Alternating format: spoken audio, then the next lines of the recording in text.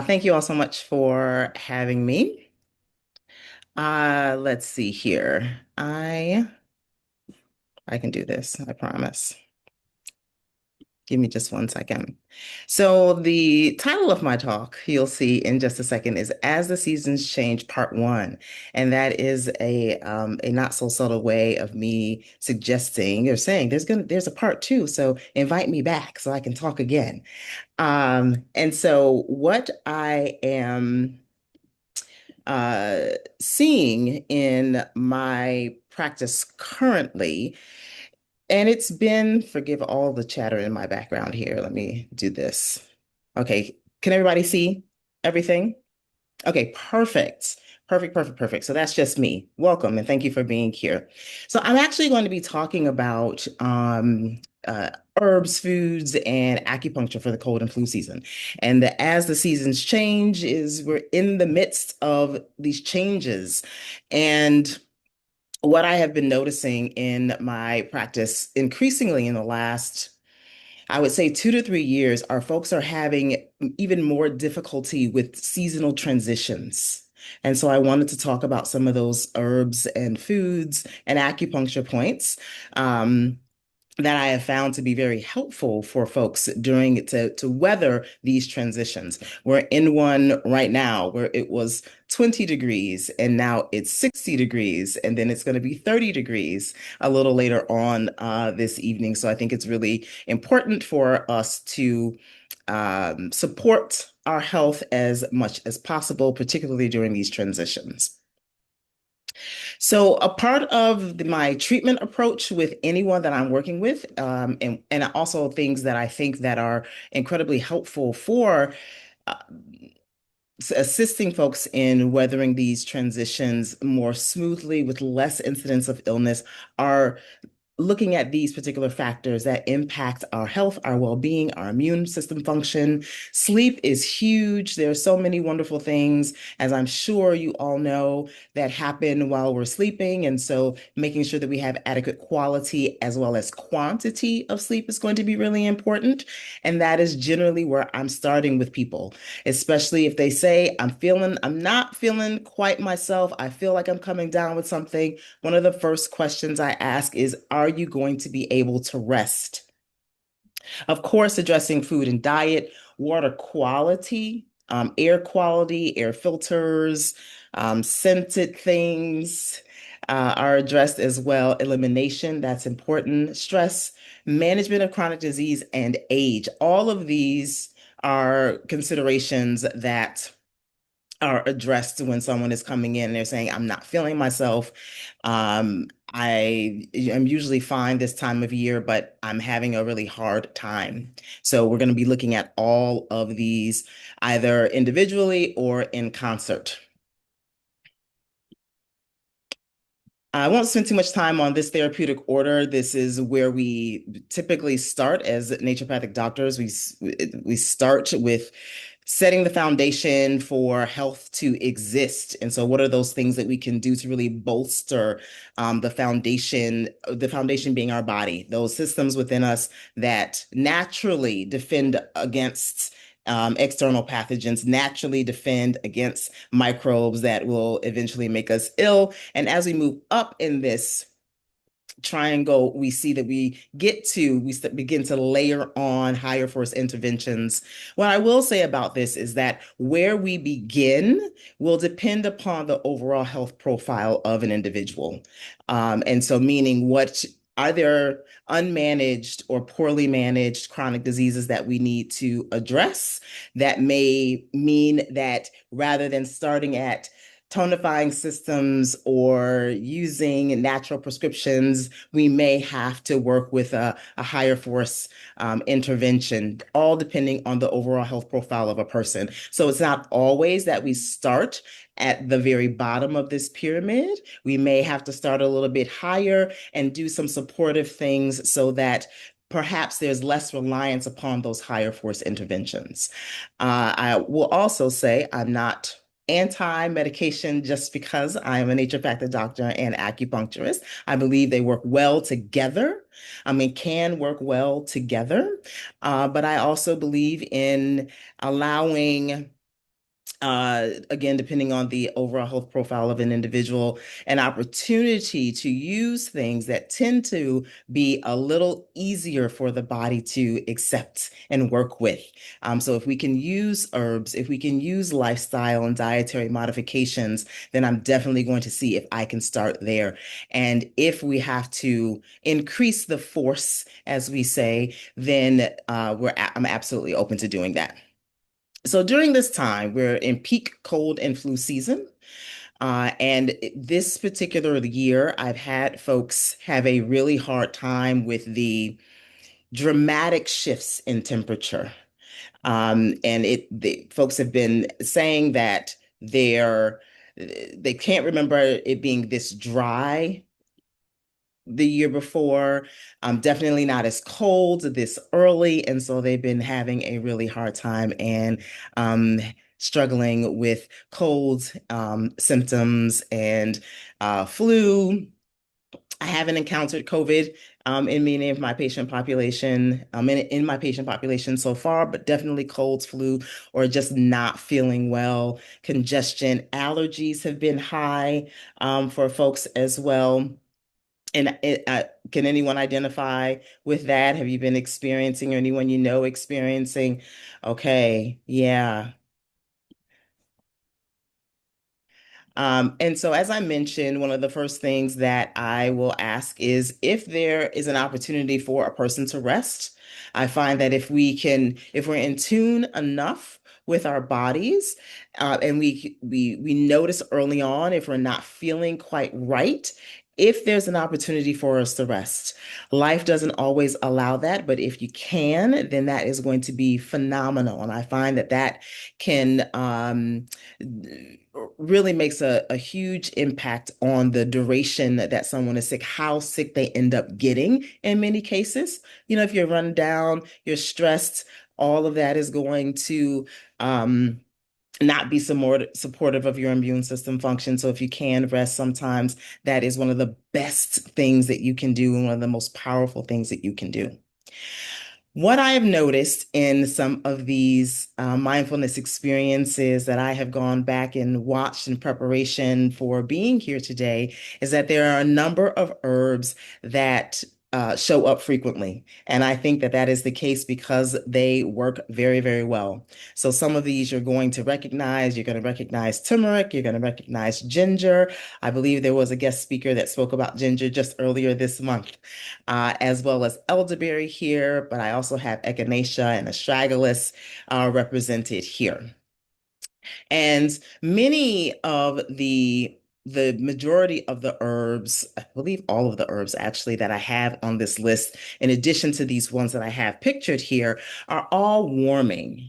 In Chinese medicine, warmth is the way to go. We want things to remain warm. We want things to remain moist, not overly damp, which would be equivalent to the overproduction of mucus and the presence of phlegm, but we want things to remain moist and warm. And so many of the herbs that are popular for this season or our go-to herbs for this season are warm in nature. So let's see here.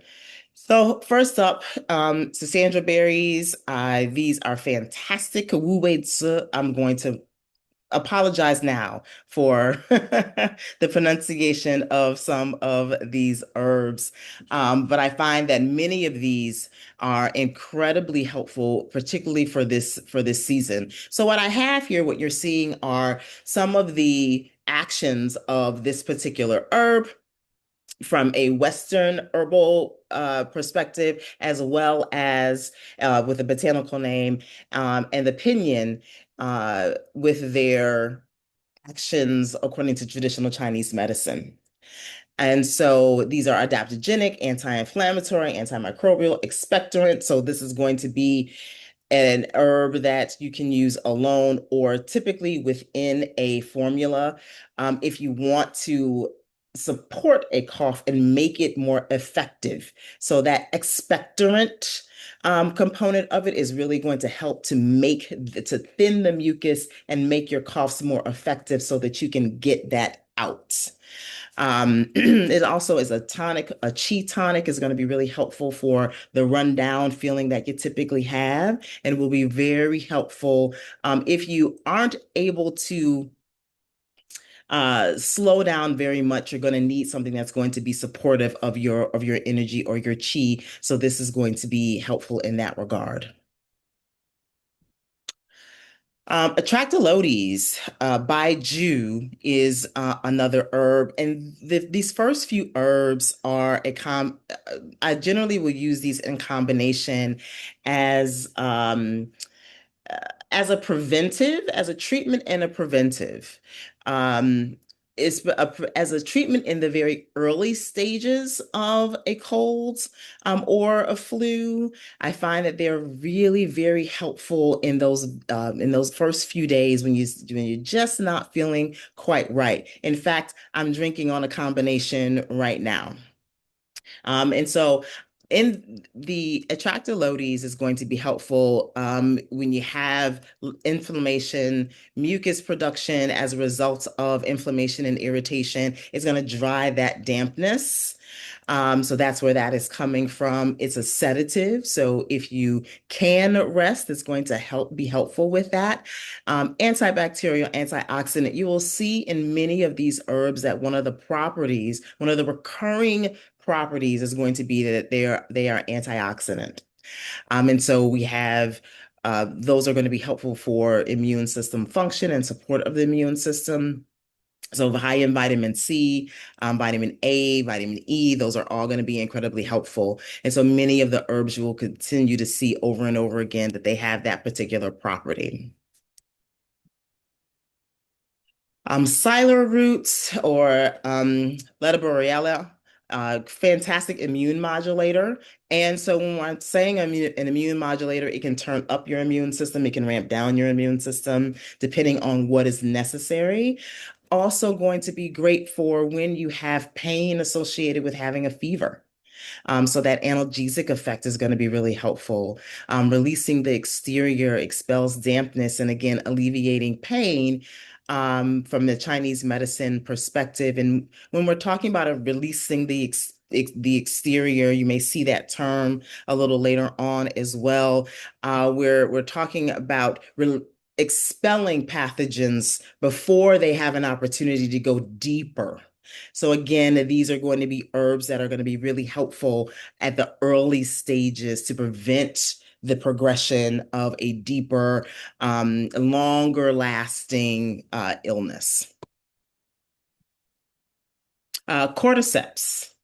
I also have reishi in here as well. So cordyceps is a fungus, reishi is a mushroom. These are going to be really helpful. Both of them, I think the reishi is next. Both of them are immune modulators. They're chi tonics. They specifically support the lungs. And this is the time, this season right now, we're transitioning from fall to winter. The every season is associated with an organ in Chinese medicine. And the lungs and its paired organ, the large intestine, are associated with fall. So many of these herbs are particularly going to be helpful in that they have an affinity for the lung. They are warming. The lungs like to be warm and moist. So they're going to be warming. They're going to be lung supportive. And as we transition into the winter is associated with the kidney and the bladder. And so many of these herbs have an affinity for the lung, for the kidney, for the spleen, for the stomach. So cordyceps, antioxidant, again, as we see, that is one of those actions, one of those components that's going to be repeated often in these lists of herbs, but it's also an important immune modulator, and it's specifically tonifying for the lungs. Similarly, with reishi, in addition to being a fantastic immune supportive mushroom, that's why a part of the reason why it's called the mushroom of immortality in Chinese medicine. It's an adaptogenic herb, and so it's going to be helpful to help our bodies to respond to and adapt, as the name suggests, to stressful situations and stressful stimuli. And being sick is stressful. And so this is a fantastic component for an herbal formula to aid in that particular component if it's present for an individual. It also calms the mind, and that is a Chinese medicine action that is similar to an adaptogenic, meaning that it's going to help to calm. So adaptogens help to calm by assisting in your ability to adapt to stress. Calming the Shen in Chinese medicine is also is similar in that respect, in that it's going to help you to not be so responsive, not as responsive in stressful situations in a calming way. Some of the others that I have here are going to be far more common. I don't know how familiar some of you are with the first few that I have here. These last several elderberries. How many of you keep elderberry? Yeah, I always have it on hand in a syrup. I always have that every winter on hand. It's fantastic and it's also yummy.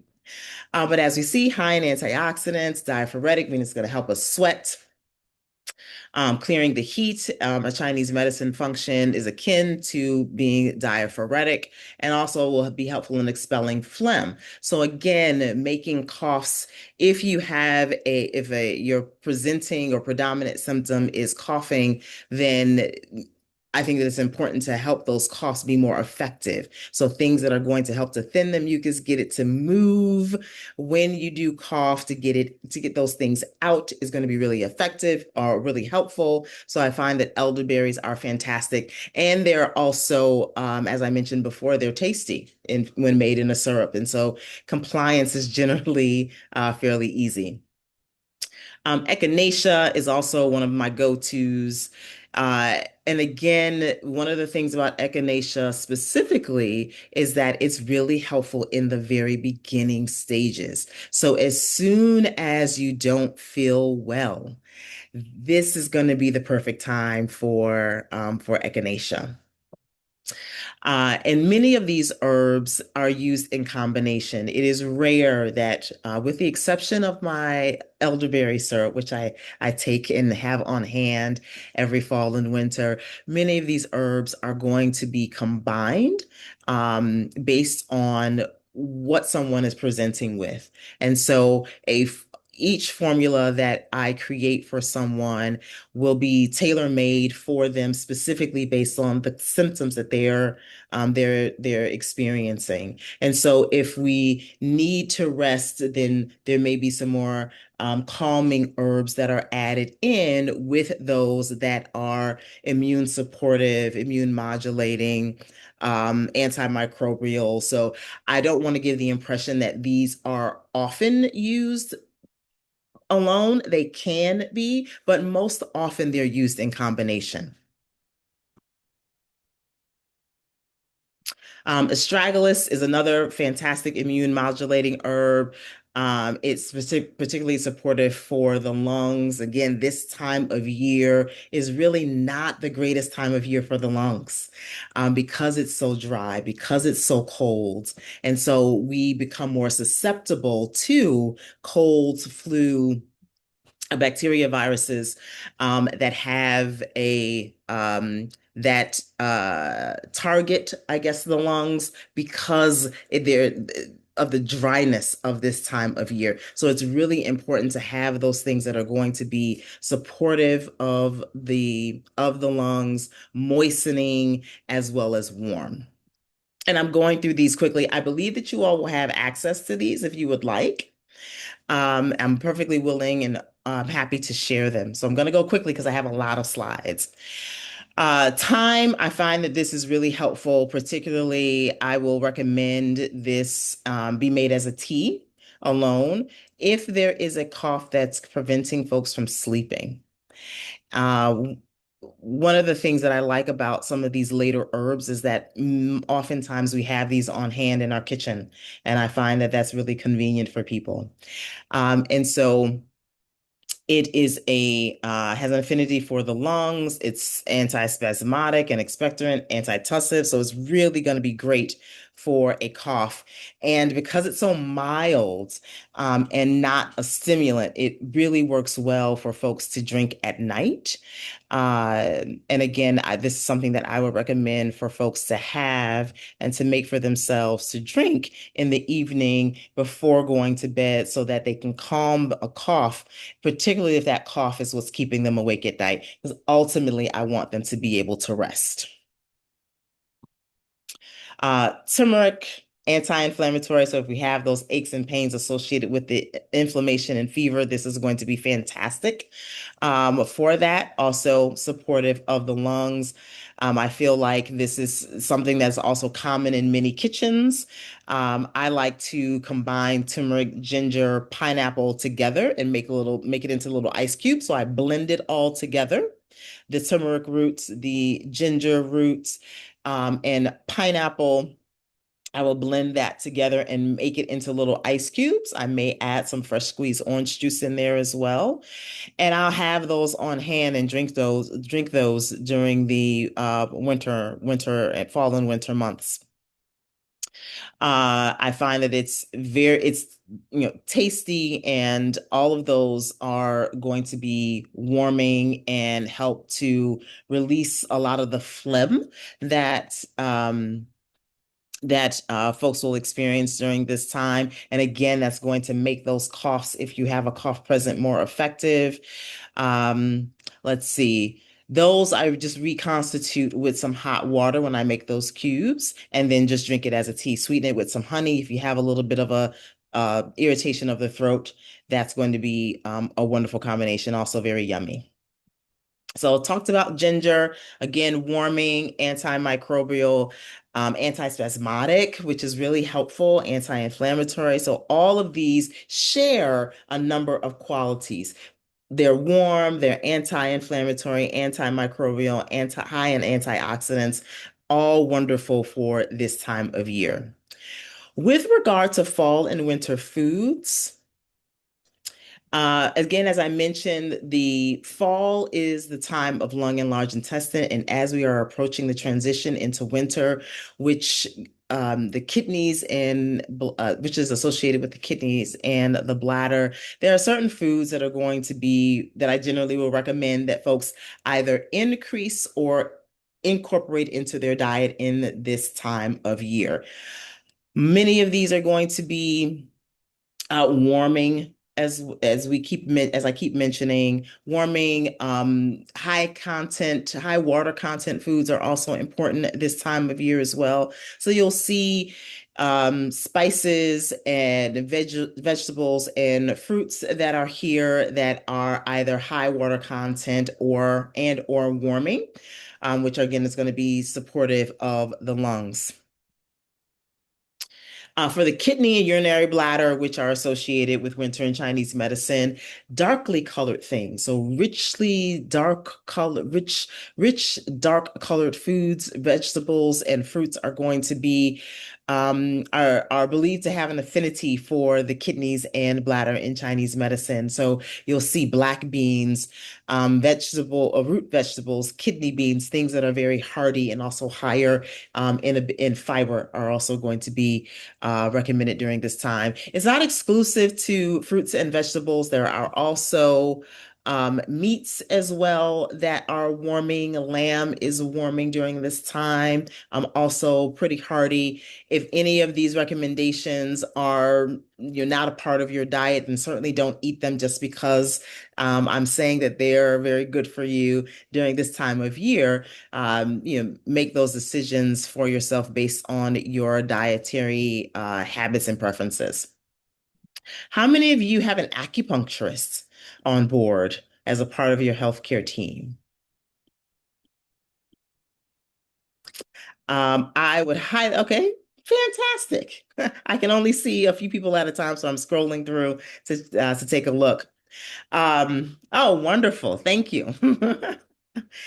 And so what I have here is a list of points. I don't know how much of this is going to be meaningful to you at all. But if you're going in to see your acupuncturist because you're not feeling well, or you have a cold, or you have the flu, especially in those earlier stages, these are probably going to be some of the points that are going to be used. And what you'll see here is that some of the actions of these points mimic the actions of the herbs. And one of the things that I love about the combination of acupuncture and herbal medicine is that you come in, generally folks are coming in to see me for acupuncture maybe once a week, sometimes twice a week. But when they add on the herbal medicine, they continue to get treatment until their next acupuncture treatment. And so what I tend to do, and I'm sure this is not unique to me as an acupuncturist, but the herbs will mimic the herbs will mimic the actions of the acupuncture points and vice versa, because I want them to continue to get the benefit of, I'm sorry about that, continue to get the benefit um, of the acupuncture treatment. So many of the ones on the in the congestion headache area are going to be on the face. Some of them are on the hand as well. Chi boosters, stomach 36 on the legs. Really, these are going to be all over the body. And so sore throat, many of them are going to be clearing heat related to fever reduction, pain relief, the joint aches that you may have, the congestion, the lower energy. All of these are going to again mimic some of the actions of the herbs, and the herbs are a way to keep that treatment going. So I think the combination of the acupuncture along with the herbs is just a fantastic way to continue to support health beyond that one time in the office.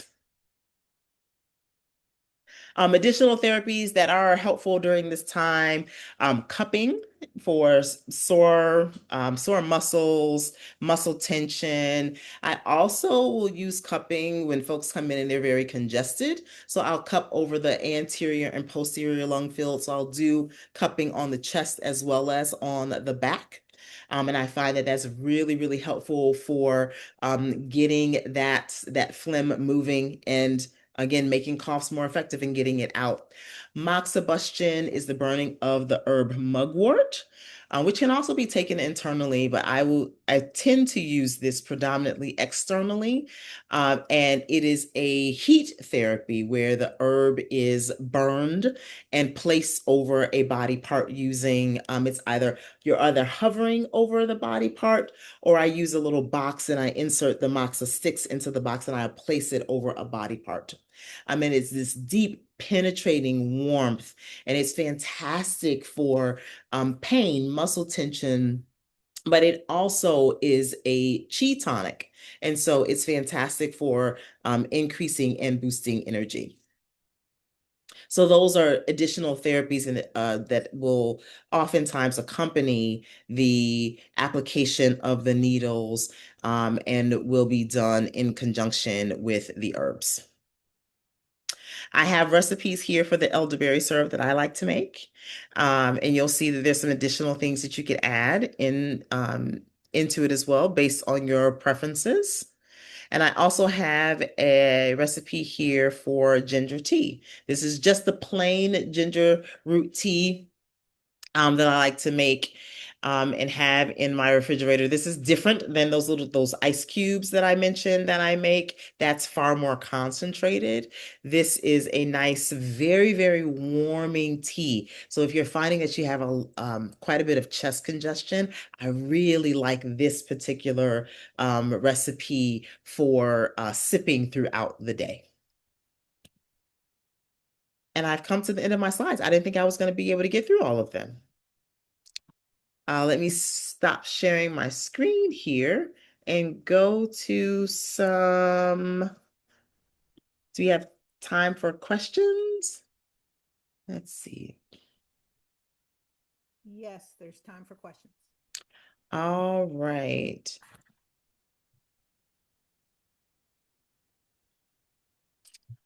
Yes. I have not muted you all, so if you want to unmute yourself to ask Dr. Safia a question, please do, or type it in the chat window. Okay. I see there's a question of can you use honey instead of cane sugar in the ginger tea? You absolutely can.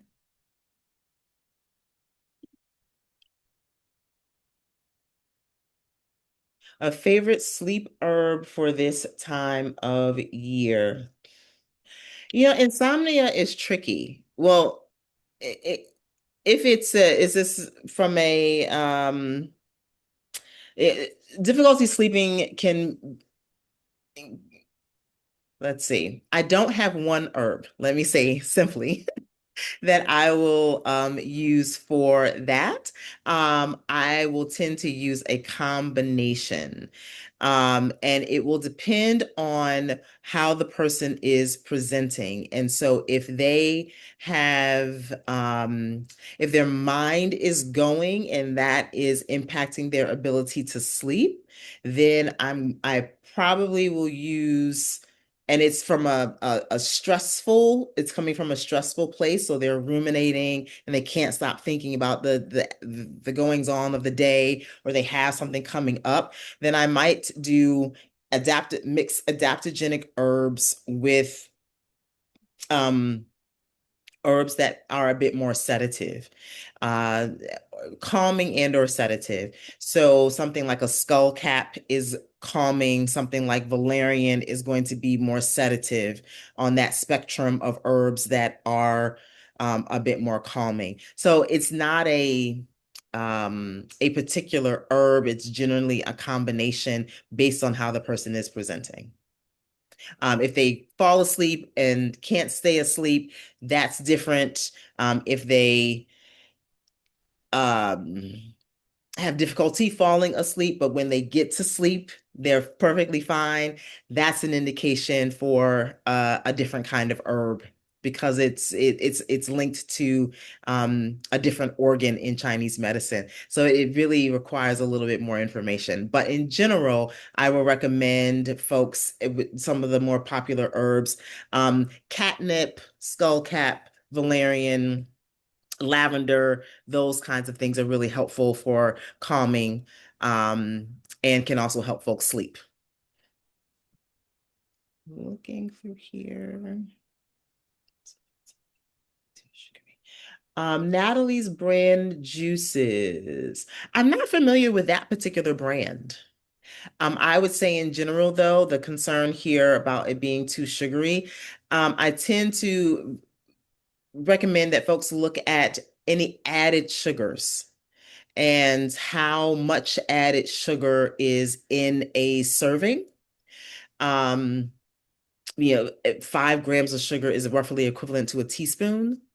And so if something has very high sugar content per serving, that's going to be something to pay attention to, particularly in this time of year because sugar can is inflammatory and also dampens the function of the immune system. So I tell folks to watch out for added sugars specifically.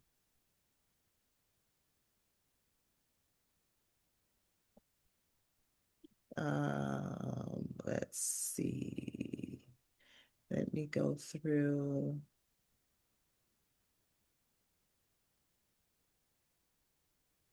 One new.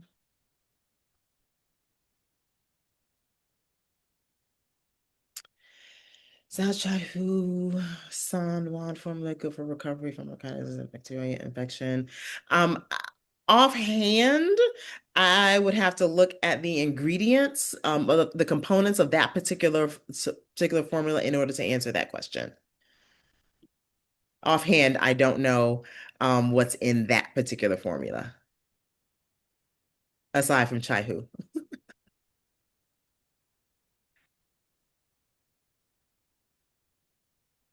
Um, Other questions?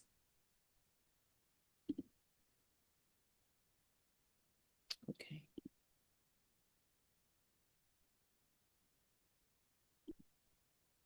I don't see other questions in the chat. Okay, nobody wants to unmute themselves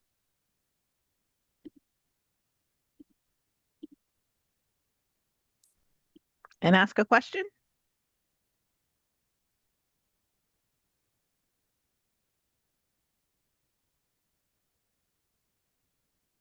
Oh, question just came through.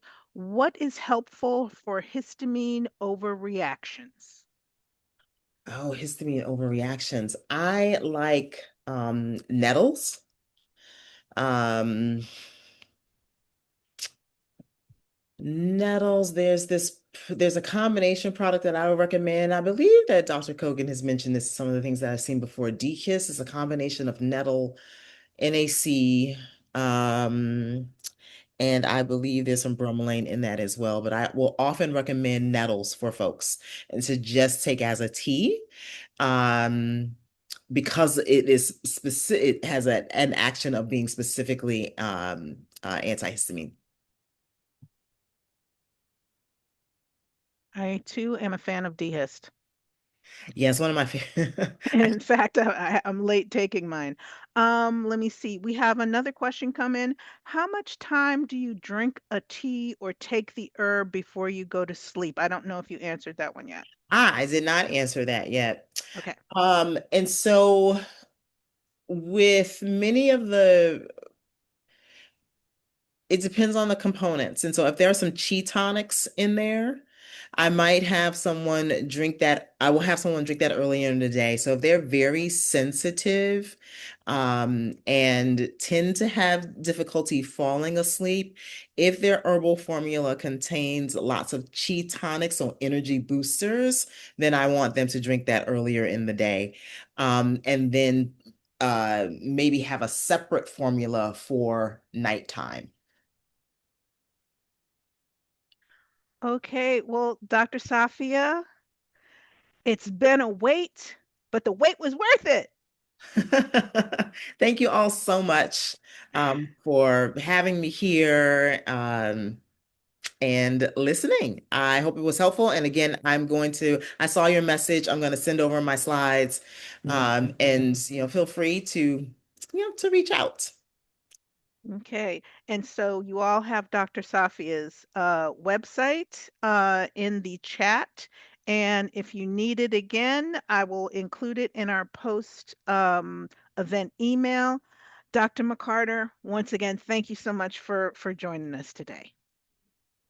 Thank you again for having me. All right. Now it's time for Stephanie. She has something she wants to share with you before she does a mind body practice. Thank you, Dr. McCarter.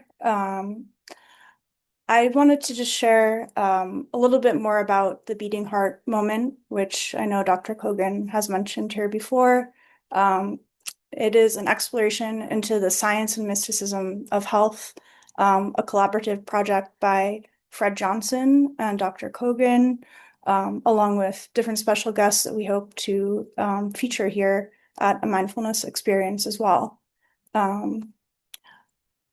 We had a live in-person event at National Academy of Sciences, which you're also welcome to check out the AIM YouTube channel, which has the other Beating Heart Moment offerings. And this week, I wanted to share a special message from Fred. So I'm going to share my screen here.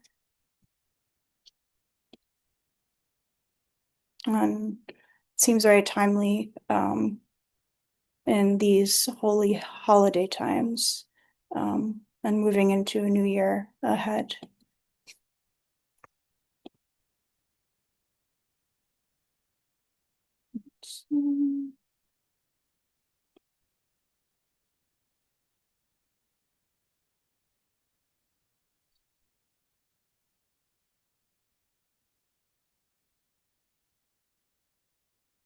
Sorry about that.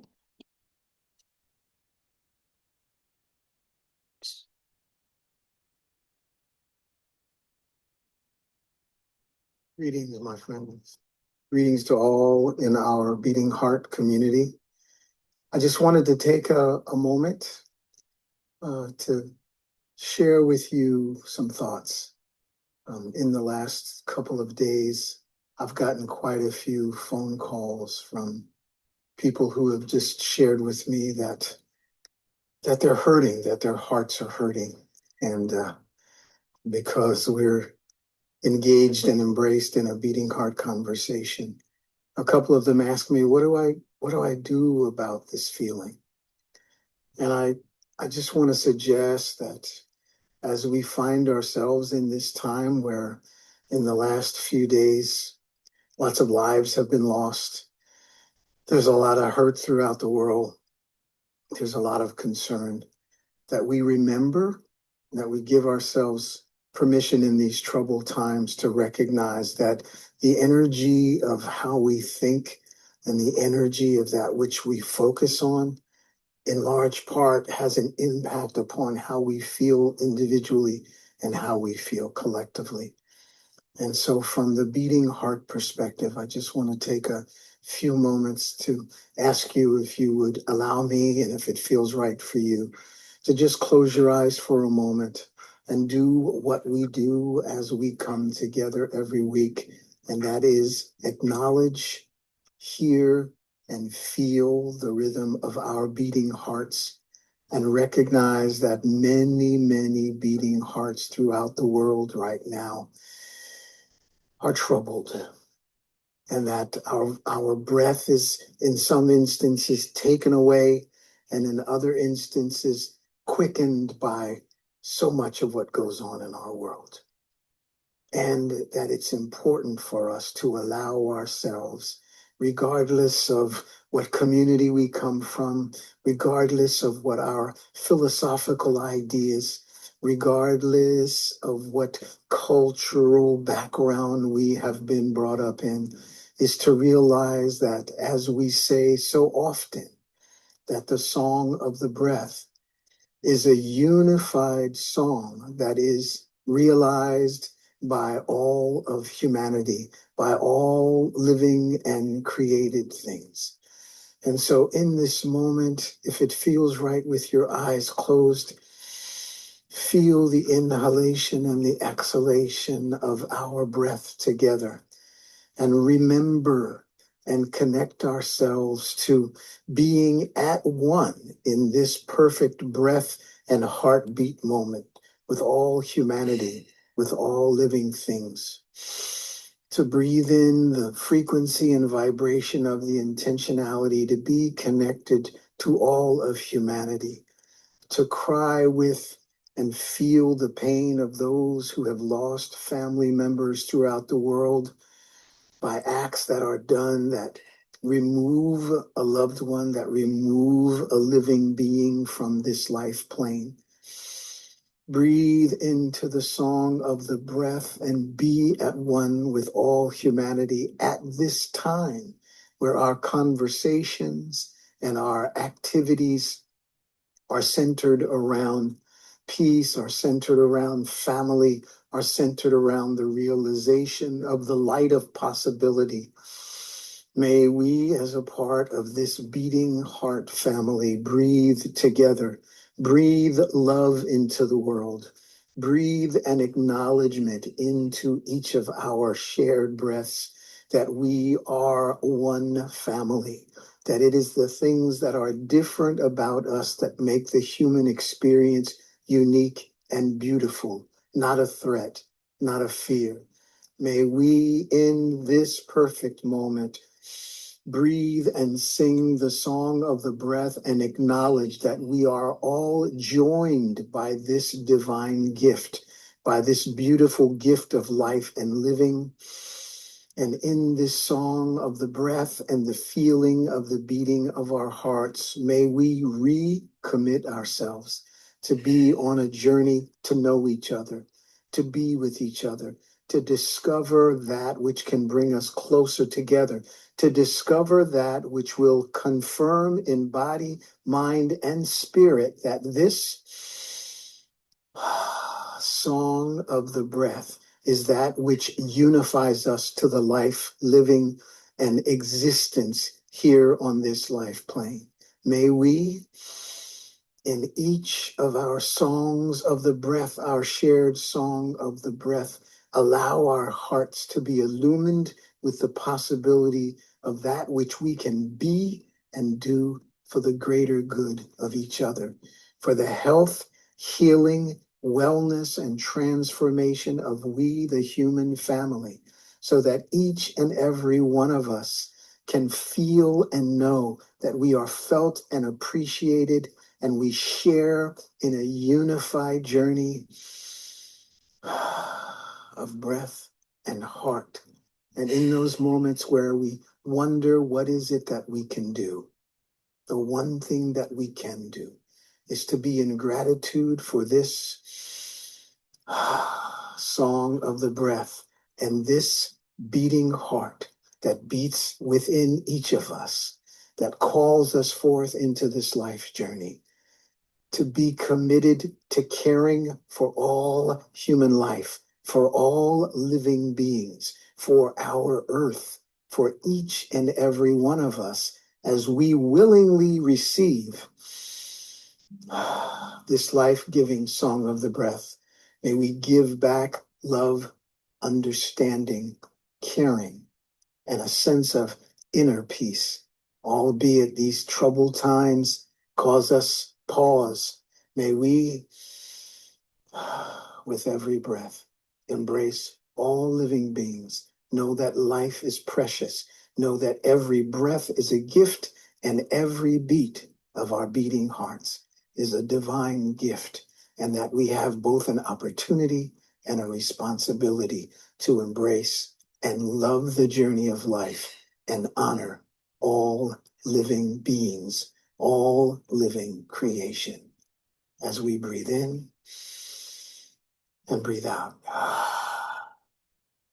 may this song of the breath wrap around each one of us and remind us that the concept of being divided is just that, a concept, that in every moment of our existence on this planet, we breathe the breath of life, and therein exists our oneness.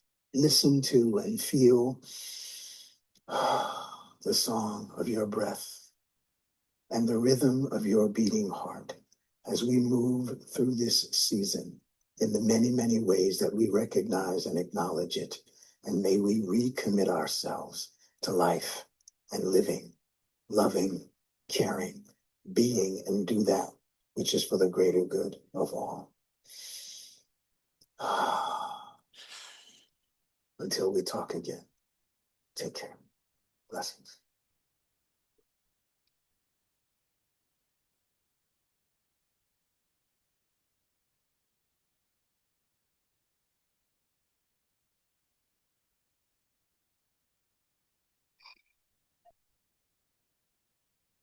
A special thank you to Fred.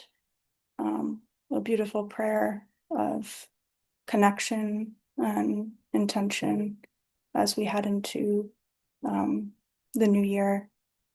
I'm going to drop a little more information about the beating heart moment into the chat. And Fred will be joining us live here on A Mindfulness Experience on January 16th. And we will explore more with him together in person.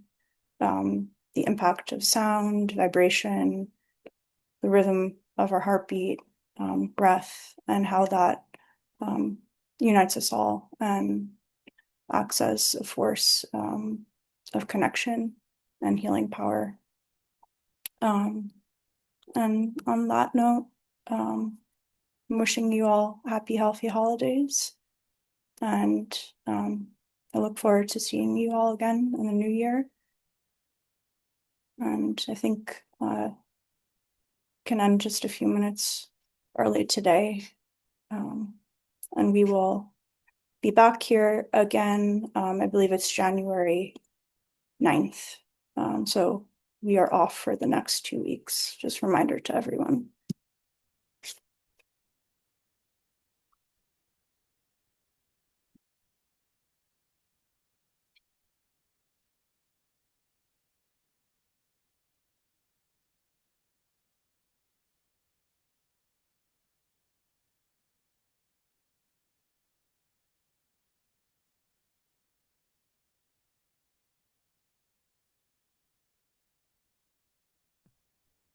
Okay. So if any of Dr. Kogan's patients are waiting to speak with him, I'm sorry, once again, he is not going to be with us. But if you would like to email him, just send an email to me and will forward it to him. Happy holidays. Janet, can you put your email in the chat, please? Sure. Thanks.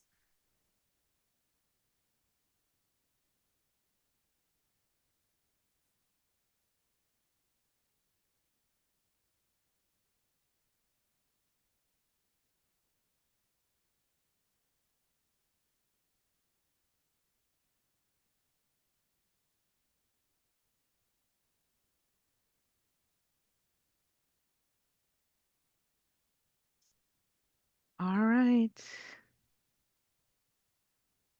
Happy Christmas Kwanzaa Hanukkah or Christmas Hansa Kwanzaa.